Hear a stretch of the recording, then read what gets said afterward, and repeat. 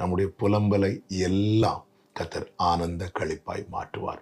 எந்த அளவுக்கு நீங்கள் உபத்திரவப்படுகிறீர்களோ அந்த அளவுக்கு உங்களுக்கு ஆசீர்வாதத்தையும் நன்மையும் கர்த்தர் நிச்சயம் காண பண்ணுவார். எனவேதான் சங்கீதம் 90 மோசே இப்படி ஜெபிக்கிறார், நாங்கள் துன்பத்தையும் வருத்தத்தையும் கண்ட நாட்களுக்கு சரியாய் எங்களுக்கு இன்பத்தை காண பண்ணும் என்று. காரணம் எல்லாம் கர்த்தருடைய கணக்கிலே இருக்கிறது. அது மாத்திரமல்ல, இங்கே உபத்திரவம் இவர்களுக்கு அதிகமான போது இவர்களுக்கு ரட்சிப்பு சமீபமானதையும் வேதம் நமக்கு காண்பிக்கிறது. அது போலதான் உங்கள் வாழ்க்கையிலே உபத்திரவங்கள் அதிகமாகிறதா, கர்த்தரை நோக்கி கூப்பிடுங்கள். இவர்கள் இந்த உபத்திரவம் அதிகமான போது கர்த்தரை நோக்கி முறையிட்டார்கள். அவர்களுடைய பெருமூச்சு தேவ சமூகத்தில் எட்டினது. அது போலதான் உபத்திரவம் அதிகமாகும் போது கர்த்தர் கைவிட்டு விட்டார் என்று எண்ணாமல் கர்த்தரை நோக்கி கூப்பிடுங்கள்.